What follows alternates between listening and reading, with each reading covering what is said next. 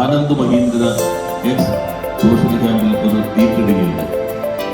Kochi is the most unique city of the country എന്നാണ് ആനന്ദ് മഹീന്ദ്ര കൊച്ചിയെ കുറിച്ച് പറഞ്ഞത്. ഇന്ത്യയിലെ ആദ്യത്തെ 20 നഗരങ്ങളെ സ്മാർട്ട് സിറ്റികൾ എന്ന പട്ടികയിലേക്ക് കേന്ദ്ര സർക്കാർ പ്രഖ്യാപിച്ചപ്പോൾ ചുരുക്കത്തിൽ നമ്മുടെ നാട്ടിൽ ഒരാളും ശ്രദ്ധ കിട്ടാത്ത കൊച്ചിക്ക് അനുയോജ്യമായ വിധത്തിൽ ആധുനിക സൗകര്യങ്ങളോടെ വികസിപ്പിച്ച എറണാകുളം മാർക്കറ്റ് കെട്ടിടം പൊതുജനങ്ങൾക്കായി തുറന്നു. 4 നിലകളിലായുള്ള കെട്ടിട സമുച്ചയത്തിൽ 275 കടകളുണ്ട്. കൊച്ചി കോർപ്പറേഷന്റെ കീഴിലുള്ള ഈ ഒരു മാർക്കറ്റ് 72.69 കോടി രൂപ ചെലവഴിച്ചാണ് പുനർനിർമ്മിച്ചിട്ടുള്ളത്. സ്മാർട്ട് സിറ്റി ലിമിറ്റഡുമായി ചേർന്ന് കൊച്ചി കോർപ്പറേഷൻ വികസിപ്പിച്ച പദ്ധതിയാണിത്. 2 സ്ഥാപനങ്ങളും സംയുക്തമായി 1 വർഷത്തേക്ക് മാർക്കറ്റ് പ്രവർത്തിപ്പിക്കും എന്നാണ് സൂചന. താഴത്തെ നിലയിലെ 183 സ്റ്റാളുകൾ ഉള്ളത് 100 എണ്ണമെങ്കിലും ഉദ്ഘാടനം കഴിഞ്ഞാലുടൻ പ്രവർത്തിച്ചു തുടങ്ങും. പഴം, പച്ചക്കറി, മുട്ട, സ്റ്റേഷനറി സ്റ്റാളുകൾ താഴത്തെ നിലയിലും ഇറച്ചി മത്സ്യ വിപണന കേന്ദ്രങ്ങൾ 1ാം നിലയിലുമായിരിക്കും.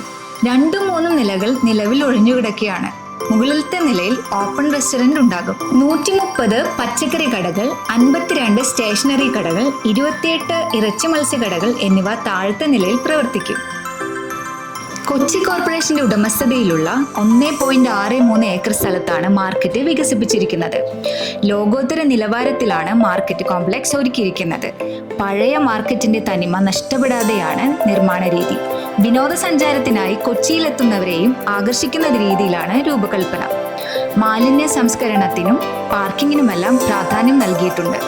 മാർക്കറ്റിനോടനുബന്ധിച്ച് മൾട്ടി ലെവൽ കാർ പാർക്കിംഗ് സമുച്ചയവും നിർമ്മിക്കുന്നുണ്ട്.